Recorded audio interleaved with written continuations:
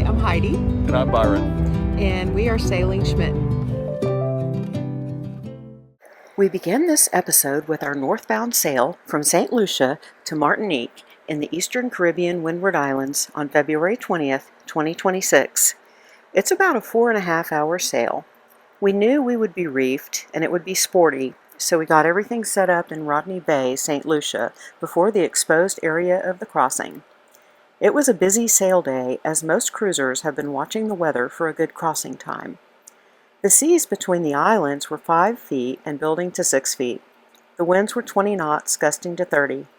Eventually the winds climbed to a steady 25 knots. The seas and easterly winds from the Atlantic have been pretty strong in the recent weeks, limiting crossings between islands to particular narrow windows. We counted at least 23 sailboats on this route, but everyone seemed to be enjoying the aggressive conditions, a few with full sails out. But not us. Our speed actually decreases significantly the more we heel over, so we try to stay properly balanced. And severe heeling does become uncomfortable.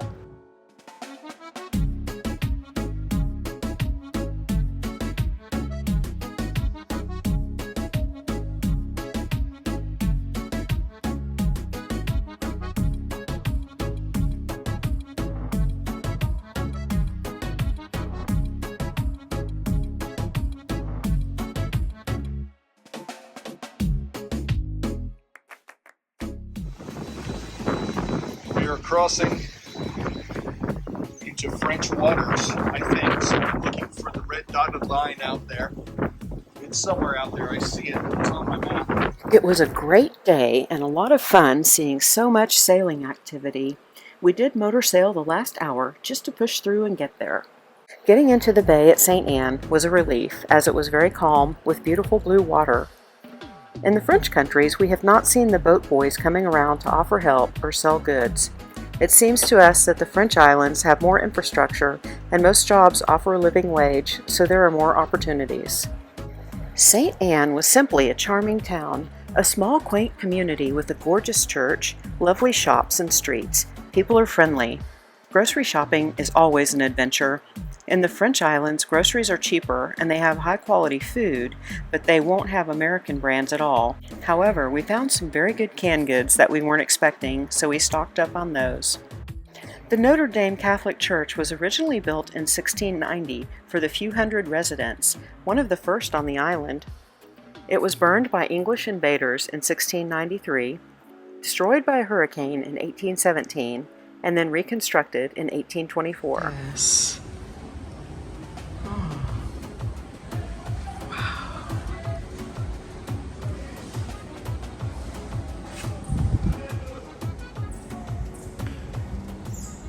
There was a wonderful scenic hike called the Salinas Walk leading to a beach.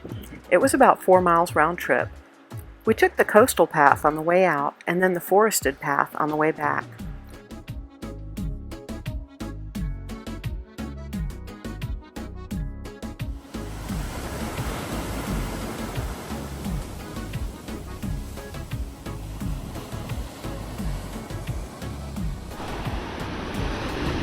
Part of the reward of hiking that trail.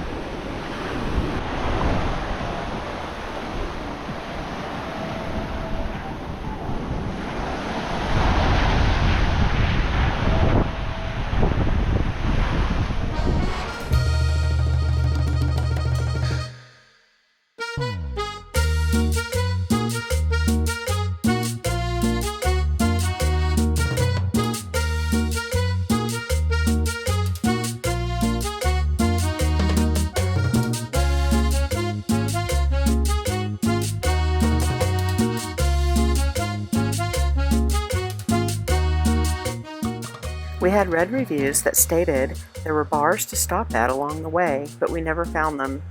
So after the full hike, we rewarded ourselves with a pirate punch at the pirate bar and split an amazing hamburger. Descending to the floating dinghy dock like this is an adventure of its own. This kind of dock is not the preferred kind. It can be very sketchy under rough conditions. Just assume we made it aboard without falling in.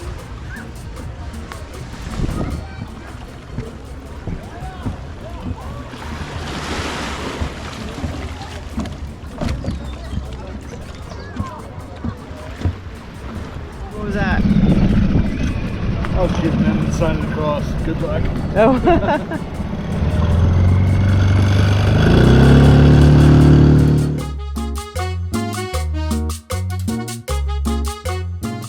We left St. Anne after a few days and made a quick stop near Fort de France to fill our diesel and gasoline jerry cans. We were going to have high winds and seas for the next week, so we chose to spend our time in Saint Pierre, a town on the northwest coast with plenty of interesting things to do. We had a wonderful sail all along the southern and western coastline of Martinique to get there. Downwind, then close hauled, and then motoring, and we got to watch a festive dolphin pod.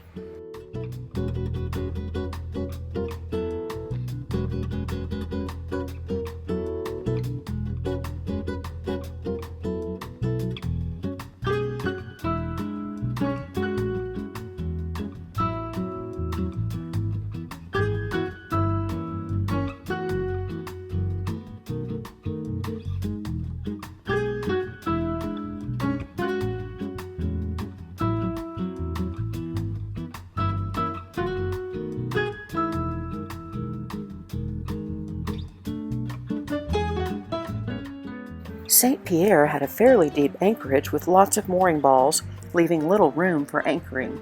Here you can see Mount Pelée, the volcano that overshadows the town.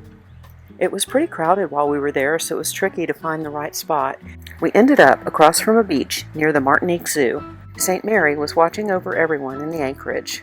The town is again very quaint, like St. Anne. However, everything in Saint Pierre should be viewed with the knowledge that the town was completely destroyed in 1902 by the eruption of Mount Pelée. About 28,000 people were killed, and all of the boats in the harbor were burned by falling ash, and they were sunk. There were only a handful of survivors, one being a prisoner who was locked in a windowless underground cell. This is thought to be one of the deadliest eruptions in human history. Right off, we found our favorite hangout, the Creole Arts Cafe. They speak English, and they're open when they say they will be. Mostly we enjoyed the company of the folks that run the place. The building is historically significant, being the first house reconstructed after the eruption of Mount Pelée. We found a very special shop, La Boutique Souvenirs, where we could buy postcards and international stamps and mail them right across the street. The French countries are the only ones we've found postcards in, and it's still fun to mail postcards. We need to bring that back. And just so you know, every one we sent was received in a week or two. We explored the ruins of the monastery and the bishop's house. We desperately wanted to learn more about this place, but all that was available was this document. Surprisingly, it was in English. In summary, it describes the religious life during the times before the volcano eruption. This site was mysterious and enchanting, the perfect atmosphere to use one's imagination to fill in the blanks. I feel like we need to whisper.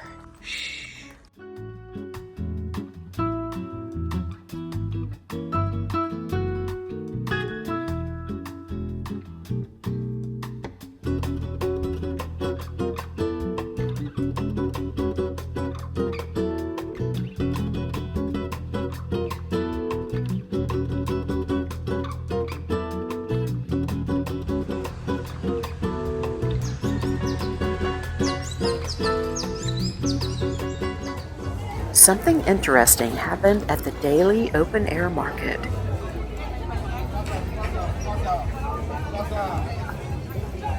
Fais pas ça. J'entends pas. Je vois ton truc à la mer là. Fais pas ça, fais pas ça. Fais pas ça. J'envoie ton truc à la mer. Fais pas ça. I had no idea he was talking to me or what he was saying. Later, I showed this video to some locals to ask the meaning and if I violated some kind of code. It seemed they said he was kind of a crazy person who was not representative of their community. And they told me that he was saying something like, "What are you doing? What is this place coming to?" And then some vulgar statements. We soon found another favorite hangout, an Alsatian restaurant owned by Philippe. We didn't even know about Alsace, which has unique regional food influenced by Germany and Switzerland. The bonus was that we could check out of the country here. We do love seeing the churches. We toured yet another Notre Dame Cathedral. Notre Dame translates to Our Lady, and this was certainly meaningful during French colonial expansion and social control, which was deeply intertwined with the Roman Catholic Church.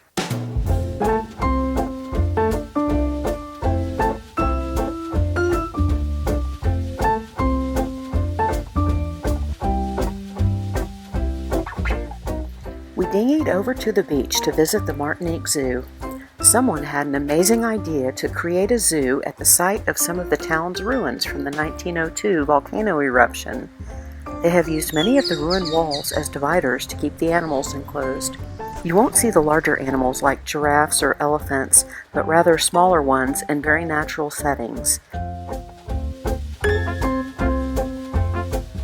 gosh!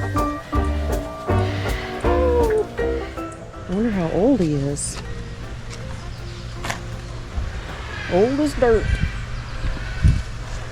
It says he's over 80 years. Oh no, that's his heartbeat. 80 beats a second. Uh-oh.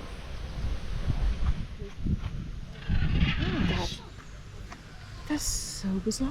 There's one right here in the come over here. Well, I see the one on the front. Oh, yay, another bridge. 5 people max. Oh, Byron, what are you doing? I'm walking. I'm walking here.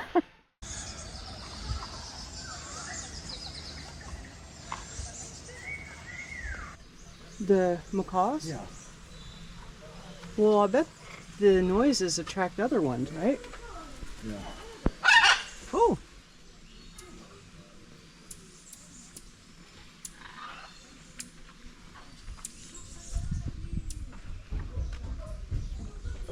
Oh my gosh. The Lord of Herbs, the biggest rodent in the world. Oh! What was that?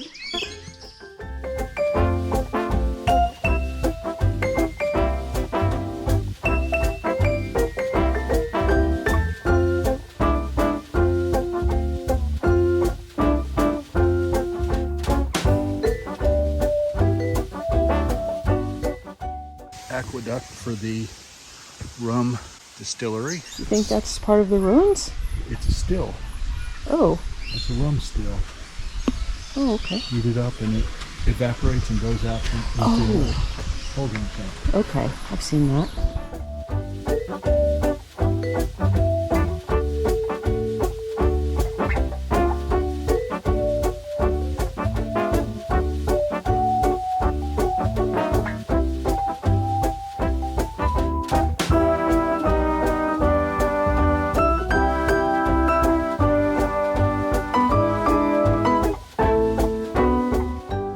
Be right here on the ground with them. Oh, that's the African gray, right? Look how pretty that is. You get to be right here in with them. Oh, and look at that one. Is that a cockatoo? Yes, it is.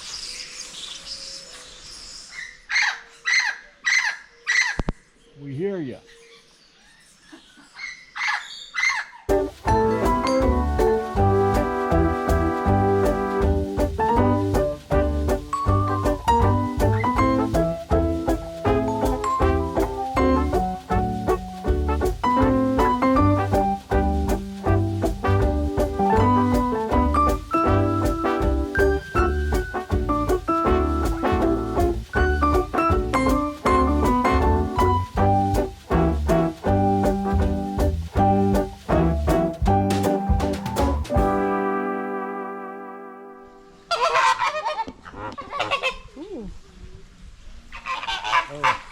Time.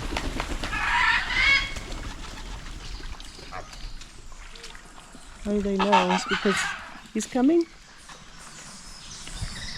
Oh my gosh. They got shy. Dang it. Look at those colors. Oh my goodness. Have a highlighter assortment pack, don't they? He's got stuck under. Hey, look at him. He's going to chase her all over the place.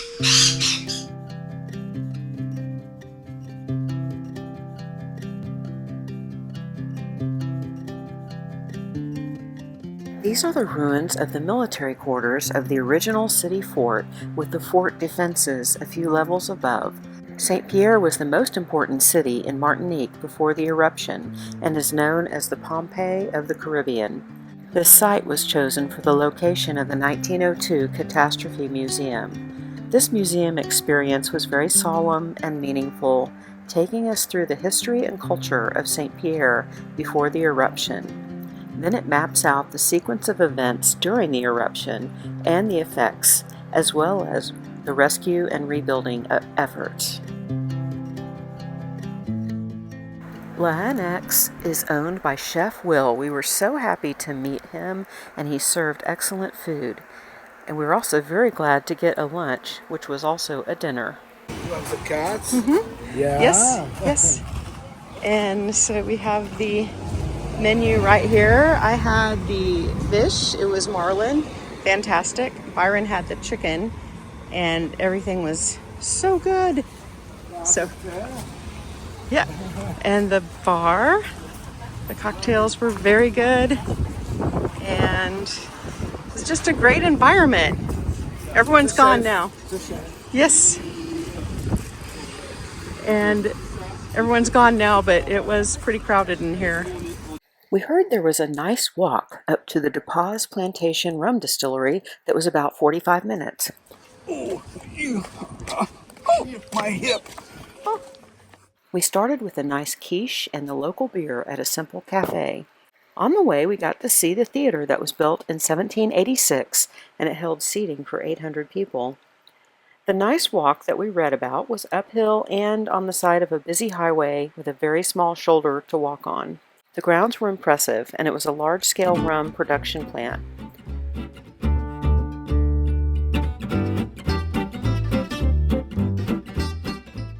The main tasting house, the restaurant, and then the operational makings of rum from the sugarcane. Sort of reminds me of like Children of the Corn.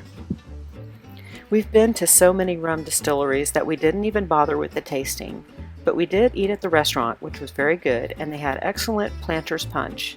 So, in effect, we tasted the rum. We were so hot and tired we caught a taxi ride back to Saint Pierre for 25 euros, which seemed very expensive for a 10-minute ride. Even though we got to see and do a lot here in Martinique this time, we had spent 3 weeks here waiting for weather to cross to Dominica. We had also somehow spun our prop again on our outboard engine, and we weren't really sure when or how that happened. We could have gotten one here for 194 euros, but that's about 5 times the price on Amazon. We just decided to keep going at slow speed until we can find one reasonably priced.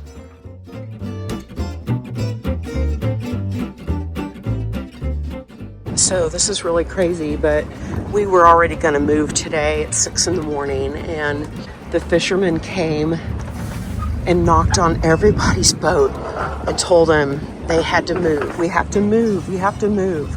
I'm like, what the heck?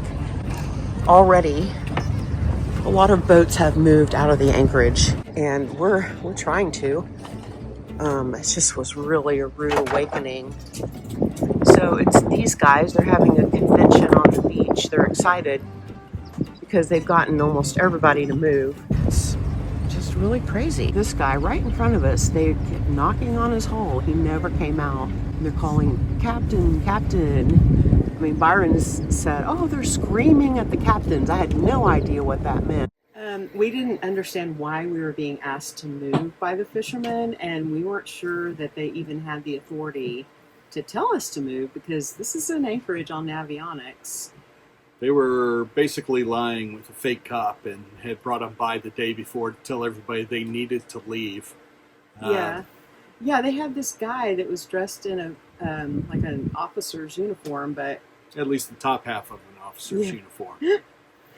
and so we didn't know what was going on, but we were planning to move anyway that day, and so we moved, and as we were leaving, we saw a cruise ship coming into the deep anchorage. They were just looking to ferry people back and forth to the beach for the attractions and get the money and be close to the beach so they didn't have to navigate around all the rest of the boats. So that was our best guess, but it was not fun, and all of the sailboats there were not happy about this. Yeah, they upset a lot of people that probably will not be going back to their area again. So. We had already planned to move to Le Prêcheur Bay, so we headed there, but on the way our dinghy tow rope broke, But thankfully we always have a secondary line, and then Byron rigged another tow rope while we were underway. We saw how rough the Le Prêcheur anchorage was, so we backtracked to La Mer Beach South, thinking it would be more protected. No. We were the only boat at La Mer, and it was no wonder. It was so rolly with huge wind gusts, and we were swinging wildly. We were only 50 yards offshore, and we wanted to swim there so that we could walk the beach, but the seas were so rough that we didn't. The fact is that watching the sunset surely makes a rough situation better and brings a new attitude. Leaving this anchorage, and I am glad. This has not been fun rolling. And the winds were so high. It was ridiculous. It's a cute little place though. But today's the day to move. Everybody's leaving.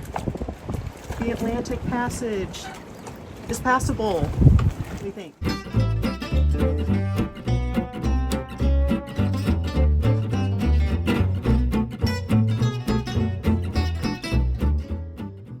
We were so happy to leave the next morning and get out of there. We're really looking forward to Dominica now. Join us next time as we sail to Dominica and explore the country.